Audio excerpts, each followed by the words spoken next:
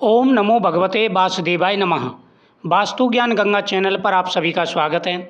भगवान विष्णु आपके जीवन में खुशियां लाएं, माता लक्ष्मी सदा ही आपके ऊपर अपनी कृपा दृष्टि बनाए रखें। आज मैं आपको देवउठनी एकादशी के उपाय बताने वाला हूं। यह उपाय धन से संबंधित है। आपकी सारी परेशानियां दूर होंगी।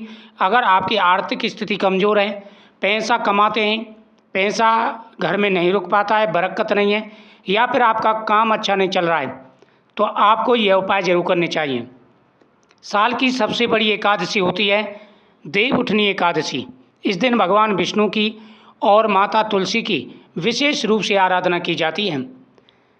हरिशयनी एकादशी को भगवान शयन करते हैं और देवउठनी एकादशी को भगवान योग निद्रा से जागते हैं। इसी दिन से सभी शुभ और मंगलिक कार्य होना प्रारंभ हो जाते हैं। लेकिन आप इस दिन उपाय भी कर सकते हैं, क्योंकि यह दिन बहुत ही शुद्ध और पवित्र दिन है। एकादशी का दिन है, साथ ही माता लक्ष्मी और भगवान विष्णु का एक साथ आशीर्वाद प्राप्त होगा। कैसे? अगर इस दिन तुलसी माता से संबंधित आप उपाय करते हैं तो माता लक्ष्मी प्रसन्न हो जाती हैं, क्योंकि स्वयं भगवान विष्णु ने आशीर्वाद दे रखा है, जो भी तुलसी माता की पूजा करेगा भगवान विष्णु की उन पर विशेष कृपा बनी रहेगी। तो आप इस दिन उपाय करेंगे, आपको लाभ मिलेगा। इसके लिए आपको साधारण से उपाय करने, कुछ बातों का ध्यान रखना है। एकादशी के दिन चावल का प्रयोग नहीं किया जाता, ना ही पूजा में और ना ही खाने में। इस बात का विशेष रूप से ध्यान रखें। एकादशी के दिन तुलसी को स्पर्श नहीं किया जाता, इस बात का भी विशेष रूप से ध्यान रखना है। एकादशी के दिन आप तुलसी माता की पूजा कर सकते हैं, उपाय कर सकते हैं, और जिस दिन तुलसी विवाह होता है उस दिन आप तुलसी जी को स्पर्श कर सकते हैं। इसमें दोष नहीं होता, क्योंकि एकादशी से लेकर पूर्णमासी तक 5 दिन तक तुलसी विवाह चलता है। तो एकादशी से लेकर के पूर्णमासी तक आप तुलसी माता की पूजा करें। और जो एकादशी द्वादशी के साथ हो, ज़्यादातर द्वादशी में तुलसी जी का विवाह किया जाता है। तो जब आपके यहाँ पर या आसपास आपके घर में या मंदिर में जहाँ भी तुलसी विवाह हो रहा हो, तो आपको ये उपाय करना है। और साथ ही आप अपनी तुलसी के सामने, जो आपके घर में तुलसी का पौधा है उसके सामने भी आप ये उपाय कर सकते हैं। उपाय बहुत ही ज़्यादा चमत्कारी और प्रभावशाली है। वास्तुशास्त्र के हिसाब से भी ये उपाय बेहद ही चमत्कारी है। देवउठनी एकादशी के दिन भगवान विष्णु और माता तुलसी का विवाह होता है।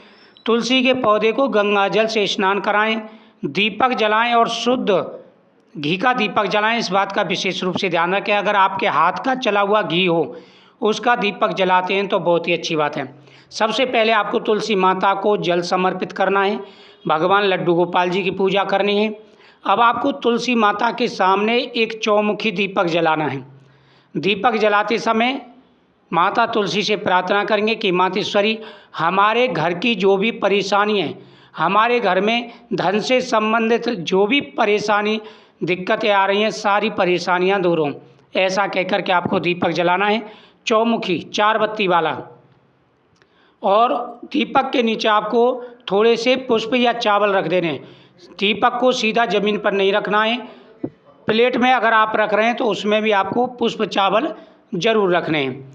अब आपको उस दीपक के अंदर, जो दीपक आपने जलाया उसके अंदर आपको 2 लौंग डाल देनी है, और उसके अंदर एक सिक्का डाल देना है। आपको सिक्का, 1 रुपये का सिक्का उसके अंदर डाल देना है, और दीपक तुलसी माता के सामने रखना है। उसी दीपक में एक आंवला भी डाल देना है। अब आपको दूसरा उपाय ये करना है कि आपको एक पीली कौड़ी लेनी है और 1 रुपये का सिक्का लेना है, और तुलसी जी की जड़ में ये पीली कौड़ी और 1 रुपये का सिक्का रख देना है, तुलसी की जड़ में मिट्टी में दबा करके। और धन प्राप्ति के लिए प्रार्थना करते हुए थोड़ी सी हल्दी वहाँ पर डाल देनी है। उस सिक्के के ऊपर सिक्का दबा देंगे, पीली कौड़ी दबा देंगे, मिट्टी से ढक देंगे, उसके ऊपर थोड़ी सी हल्दी आपको डाल देनी है। ओम नमो भगवते वासुदेवाय नमः। ओम नमो भगवते वासुदेवाय नमः, इस मंत्र का जाप करेंगे। और जय तुलसी माता की, जय तुलसी माता की, इस प्रकार से आपको उच्चारण करना है। तुलसी मात्रे नमः, ओम श्री तुलसी मात्रे नमः, इस प्रकार भी मंत्र का आप उच्चारण कर सकते हैं। इससे आपको लाभ मिलेगा। ये उपाय आपको एक दिन करना है, देवउठनी एकादशी के दिन, और ये वो सिक्का 5 दिन तक तुलसी में ही रखा रहेगा। दीपक आपको प्रतिदिन जलाना है। उसके बाद में प्रातःकाल पीले पुष्प और शंख में जल भरकर भगवान विष्णु को समर्पित प्रतिदिन करना है। साथ में ओम श्री वैष्णवे नमः इस मंत्र का जाप करना है, और जो भगवान के स्नान का जल है वो पीना है और घर में छिड़कना है। इस प्रकार से छिड़केंगे कि वो पैरों में ना आए। उसके बाद में आपको एक चीज़ का ध्यान रखना है, जब आप ये उपाय कर लें, शाम के समय पीपल वृक्ष के नीचे जाना है। शाम के समय पीपल वृक्ष के नीचे आपको जाना है, और पीपल वृक्ष के नीचे आपको वहाँ पर दीपक जलाना है। पीपल वृक्ष के नीचे दीपक जला करके एक धागा लेना है, जो कि अपने बराबर एड़ी से चोटी तक, जिस व्यक्ति के जीवन में परेशानी आ रही हैं, जिस व्यक्ति के जीवन में दिक्कतें आ रही हैं, उसका बिजनेस अच्छा नहीं चल रहा है, प्रत्येक कार्य में रुकावट आ रही है, परेशान और दुखी हो चुके हैं, वह अपने हाथ से पीपल वृक्ष के नीचे दीपक जलाए और अपने बराबर का एक धागा नाप करके पीपल वृक्ष से बांध दें। इससे आपकी सारी समस्याएं दूर हो जाएंगी और सारी परेशानियां दूर हो जाएंगी। ये बहुत ही साधारण सा उपाय आपको जरूर करना चाहिए।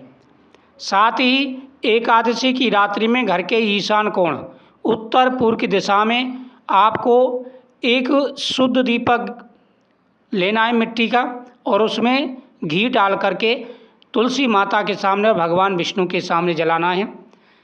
अगर आप ये उपाय करते हैं तो कई प्रकार के लाभ मिलना शुरू हो जाएंगे।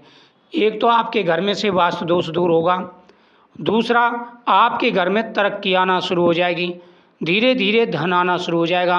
पूर्णमासी के दिन वह सिक्का निकाल लेंगे, पीली कौड़ी निकाल लेंगे, और जो दीपक वाला सिक्का है वो भी लेना है। अब इनको एक पीले कपड़े में बांध करके, थोड़ी सी मिट्टी भी ले लेनी है जड़ की, पीले कपड़े में बांध करके जहाँ आप तिजोरी में पैसा रखते हैं वहाँ पर आपको ये रख देना है। ये उपाय आपको बिना किसी को बताए करना है, गुप्त रूप से करना है। फिर देखना कितनी जल्दी आपको तरक्की मिलेगी, धन भी बढ़ेगा, पैसा भी आएगा, और आपकी हर मनोकामना पूरी होगी। ये उपाय साधारण है देखने में, लेकिन इसका प्रभाव बहुत ही ज़्यादा है। इस उपाय को करने से आपको लाभ मिलेगा, जीवन में तरक्की मिलेगी, और आपके हर कार्य बनने शुरू हो जाएंगे। महादुर्लभ योग, एक प्रकार से कह सकते हैं महादुर्लभ योग आपका बन चुका है। ये उपाय देखने में साधारण है, लेकिन इनका प्रभाव बहुत ही ज़्यादा है।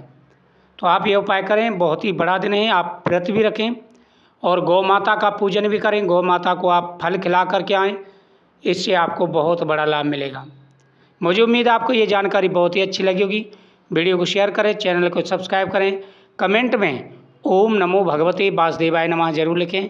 अगर आपको कुछ पूछना है, जानकारी चाहिए, तो आप कमेंट में ज़रूर लिखें, आपको जानकारी प्राप्त हो जाएगी। ओम नमो भगवते वासुदेवाय नमः।